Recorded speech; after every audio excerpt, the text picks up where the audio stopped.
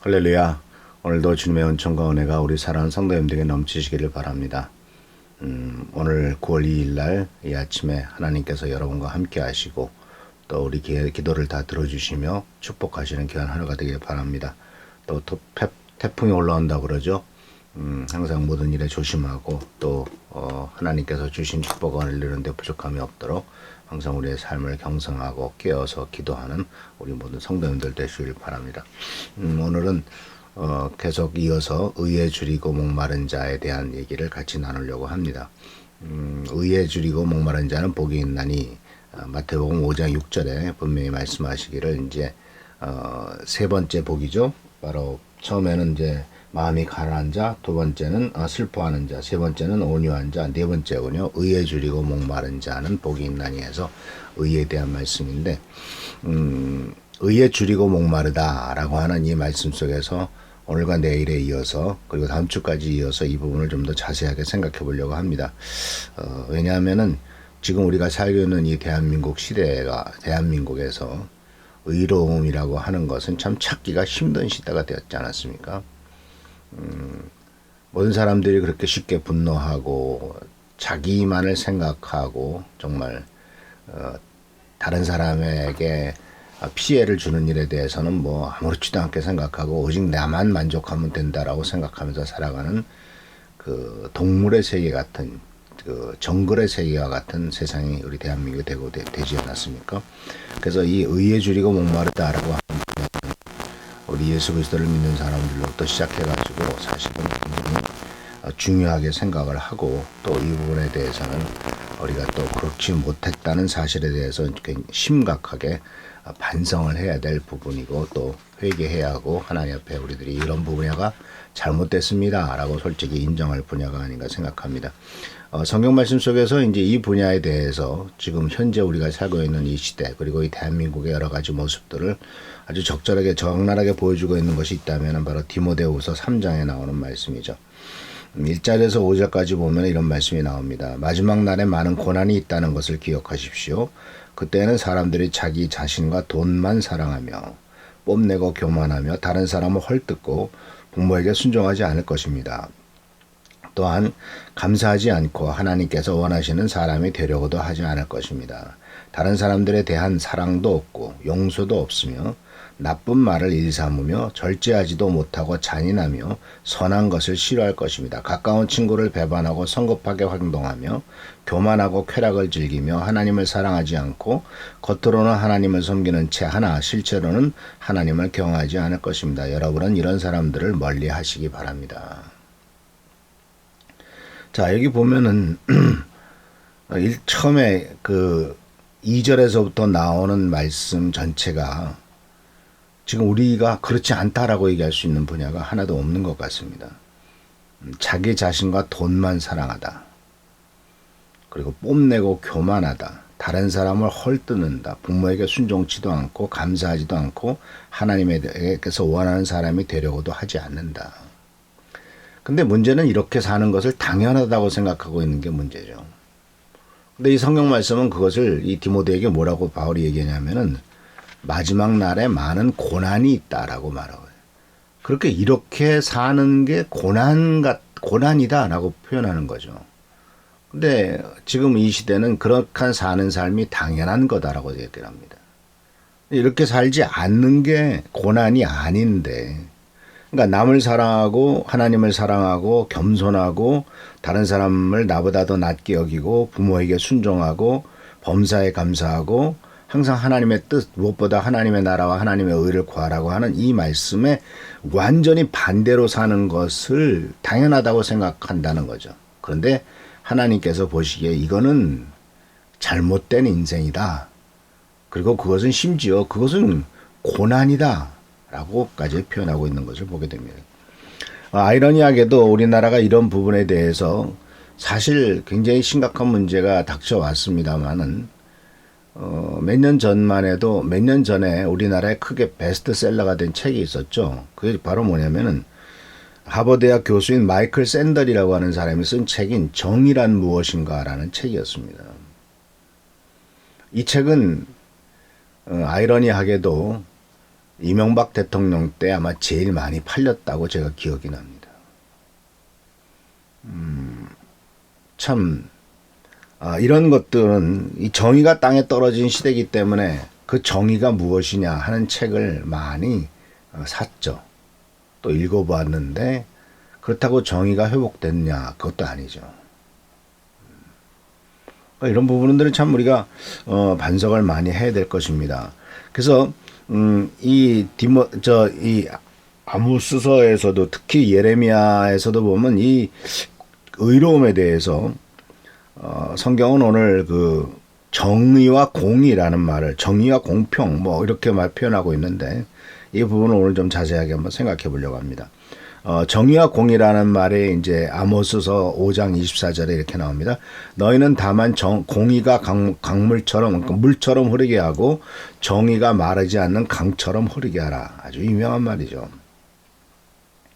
공의가 물처럼 흐르고 정의가 강물처럼 흐르게 하라. 온 사회 전반에 공의와 정의가 못 미치는 곳이 없도록 하라는 얘기죠. 또 예레미야 33장 15절에 이제 예수님의 탄생을 예언을 하면서 그날 그때 내가 다윗에게 한 의로운 가지가 나게 하리니 그가 이 땅에 공평과 정의를 실행할 것이다. 이 땅에 예수님이 오셔서 공평과 정의를 실행할 것이래요. 그러니까 그 예레미야서는 우리가 알다시피 예루살렘이 이제 멸망당하기 직전, 이 유다가 망하기 직전에 쓴 글 아닙니까? 그 상황과 망해가는 과정 속에서 쓴 글인데 예수님이 이 땅에 오실 것을 생각하면서 무너진 공의와 정의가 이제 하나님의 아들인 예수 그리스도를 통해서 이루어질 것이다 라고 예언하고 있습니다. 그래서 오늘 같이 생각해 볼 수 있는 것이 바로 뭐냐면은 이제 이 하나님의 의, 첫 번째가 하나님의 의가 뭐냐 하는 거예요. 두 번째는 정의와 공의라고 했을 때 정의란 말은 무슨 뜻이고 공의란 말은 무슨 뜻이냐 하는 거예요. 자, 그래서 먼저 이제 생각해 봅시다. 의에 줄이고 목마르다 했을 때 먼저 제일 중요한 것은 이제 하나님의 의로움입니다. 의로운 것을 목말라 한다. 하나님의 의. 그러니까 하나님의 의는요, 뭐와 상대적으로 비교가 되냐면 인간의 죄악과 비교가 되죠. 우리 모두 죄인입니다. 그리고 하나님의 공의의 수준에 아무도 의로움의 수준에 미치지 못했고 하나님의 거룩함 앞에 인간이 서게 되면은 당연히 죽임을 당할 수밖에 없을 만큼 인간은 죄인입니다. 근데 이 하나님의 의는 절대적이죠. 그리고 이 하나님의 의는 이 세상의 인간 어느 누구도 그 하나님의 의의 기준에 맞춘 사람은 없습니다. 근데 이제 놀랍게도 이 하나님의 의가 사도 바울은 로마서에서 무슨 말씀을 하고 있냐면 이 하나님의 의로움은 죄인을 용서하심으로 당신의 의로움을 드러내셨다라고 하는 참 이해하기 힘들면서 심오한 말씀을 합니다. 죄인을 용서하심으로 하나님의 의로움을 드러내셨다. 그래서 하나님께서 우리들의 죄를 용서하셨다는 것, 예수 그리스도의 보혈의 능력으로 우리를 용서하셨다는 것을 믿는 사람들을 하나님께서 의롭다고 보신다라고 표현하고 있습니다. 그러니까 하나님의 의로움이라고 하는 것에 대한 정의와 하나님이 의롭게 보시는 것은 조금 다르다라는 거예요. 하나님의 의는 절대적인 겁니다. 그리고 우리 누구도 미칠 수가 없습니다. 우리의 행동과 우리의 말과 우리의 어떤 것을 심지어 목숨을 바친다 할지라도 그것이 하나님의 의에 도달할 수 있는 방법은 없습니다. 왜? 우리는 죄인이기 때문에 그렇습니다. 그런데 하나님께서 우리를 구원하시기 위해서는 하나님의 의의 기준에 맞아야 되잖아요. 하나님께서는 죄 없는 사람을 용서하시고, 죄 없는 사람을 구원하시고, 또 하나님 나라의 기준에 맞게 그런 사람을 들어가게 하실 수 있는데, 그럴 기준에 맞는 사람은 없기 때문에 예수님을 통해서 우리를 용서하시고 그 용서를 믿음으로 받아들인 사람을 하나님이 의롭다라고 보시는 것입니다.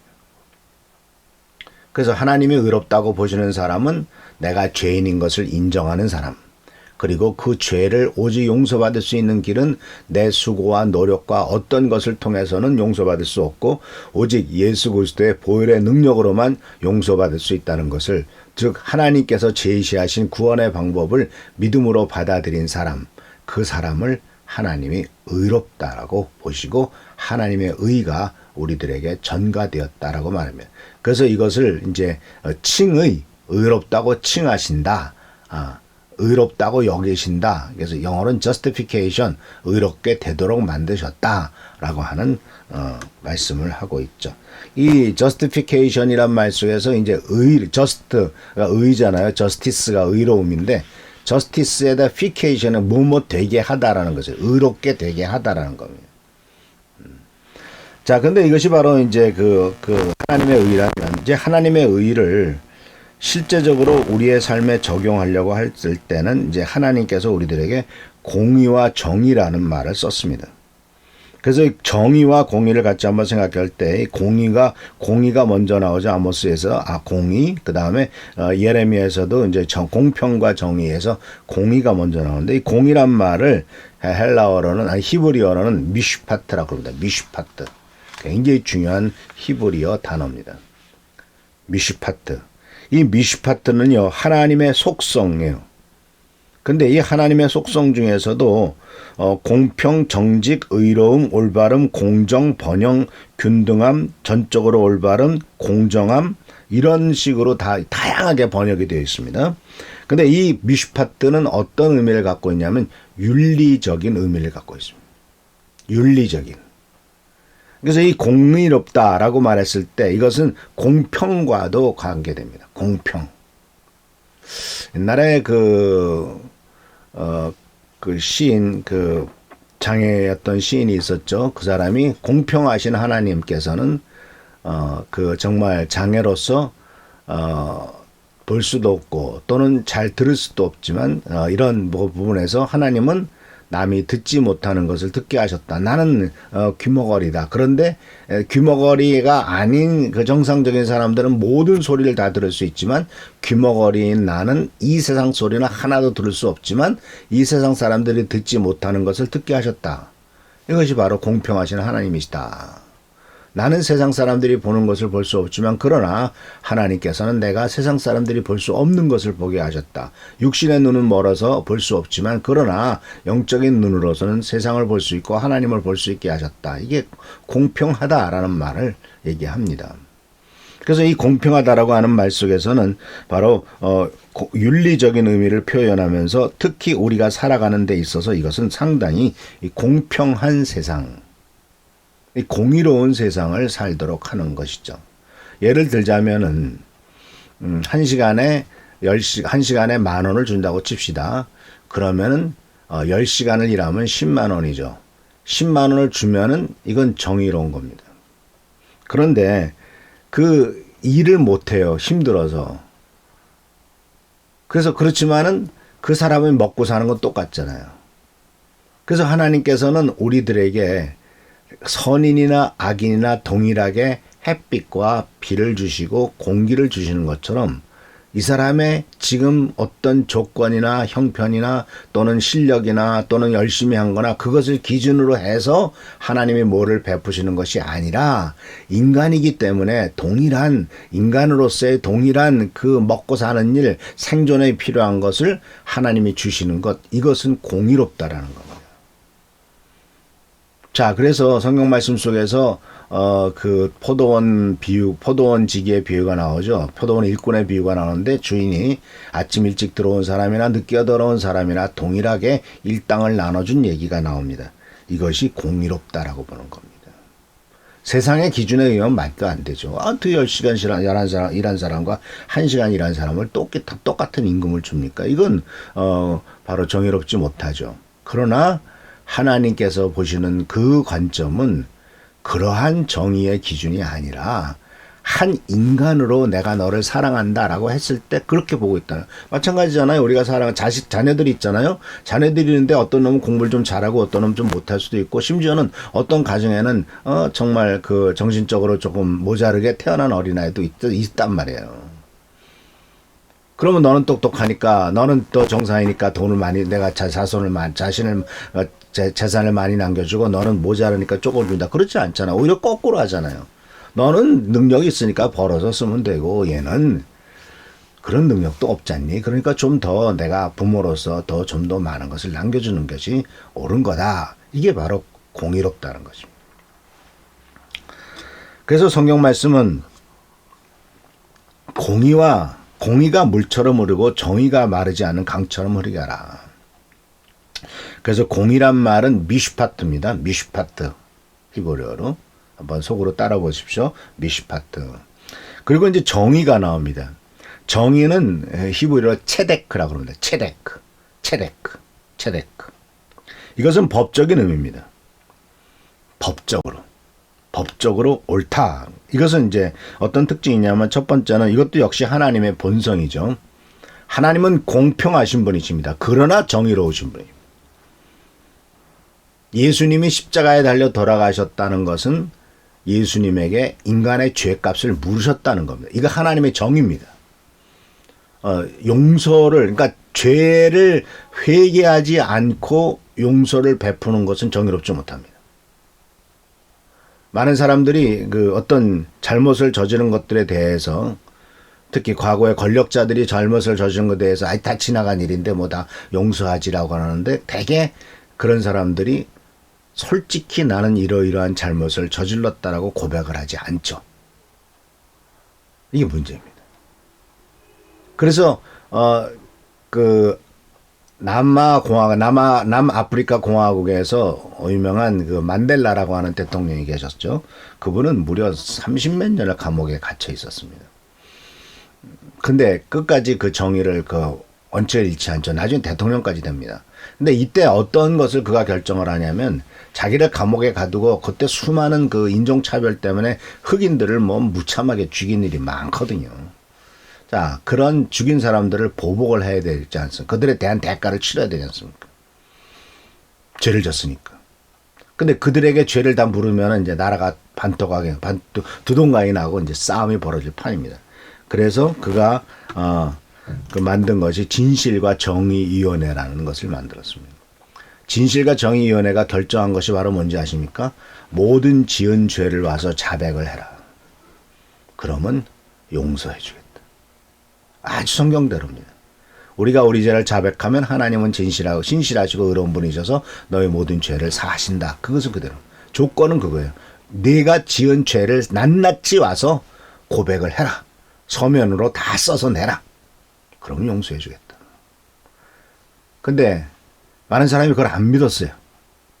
근데 1명, 2명 와서 다 솔직하게 고백하고 난 이런 죄를 누구를 죽였습니다. 나는 못된 짓을 했습니다. 다 고백을 하는데 다 용서해주고 풀려나는 걸 보면서 더 많은 사람들이 와서 솔직히 나는 이런 죄를 저질렀습니다. 나는 이런 죄인입니다. 라고 인정을 하죠. 그래서 나라가 안정됐습니다.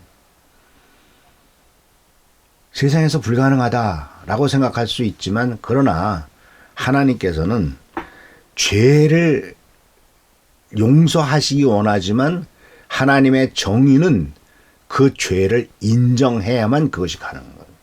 그래서 이게 법적인 겁니다. 그래서 죄에 대해서 바로 이 정의라고 하는 것은 정의라고 하는 말은 죄에 의해서 잃어버린 인간의 완전성과 의로움을 가리키기 위해서 이게 바로 죄고 이것이 바로 너희가 잘못한 것이고 이것이 문제다 하는 것을 바로 정의라고 합니다. 이게 기준이죠. 이것이. 가장 쉬운 기준이 보면은 십계명이라고 할 수가 있죠. 근데 사실은 십계명 안 어긴 사람이 누가 있습니까? 도둑질하지 말라부터 시작해가지고 거짓말하지 말라부터.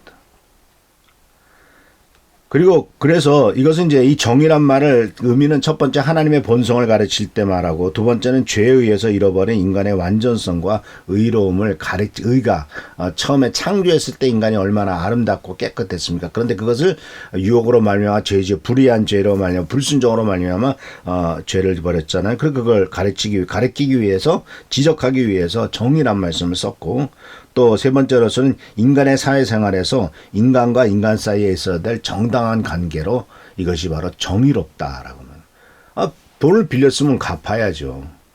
죄를 졌으면 대가를 치러야죠. 이게 정의로운 겁니다. 그래서 하나님께서는 이 체데크라고 하는 법적인 의미를 동시에 말씀하고 있어요. 그래서 하나님의 의는요, 미스파트와 체데크가 교대로 나오고 같이 나옵니다. 한쪽만 용서하시는 하나님, 우리를 불쌍히 여기시는 하나님만을 생각할 것이 아니라 의로우신 하나님, 아주 정말 어미하신 하나님, 이 두 부분을 같이 생각을 해야 되는 것이고, 그래야 사실은 인간이 하나님 안에서 올바로 서게 되는 길을 제대로 밟아갈 수가 있을 것입니다. 자, 오늘 여기까지 말씀을 드리겠습니다. 내일은 이어서 이 의의 문제를 어떤 분야에 우리가 같이 적용할 것인가 하는 것을 같이 생각해 보도록 하겠습니다. 감사합니다. 기도하겠습니다. 좋으신 주님 은혜를 감사합니다. 의와 체데크와 메시파트 이 부분을 같이 생각해 보았습니다. 하나님의 공의를 생각했습니다. 주여 간절히 간구하고 얻기는 이 하나님의 의로움이 어떤 것을 깨닫고 그것을 올바로 행하며 우리들의 삶 속에 회복과 은총으로 임하는 시간 되도록 역사하여 주옵소서. 오늘도 함께 하시고 도와주시길 바라옵고 예수님의 이름으로 기도합니다. 아멘.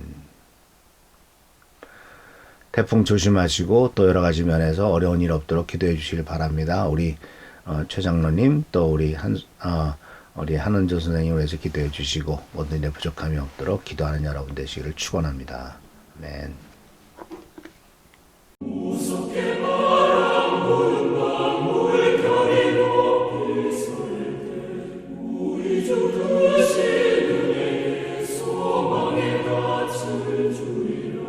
주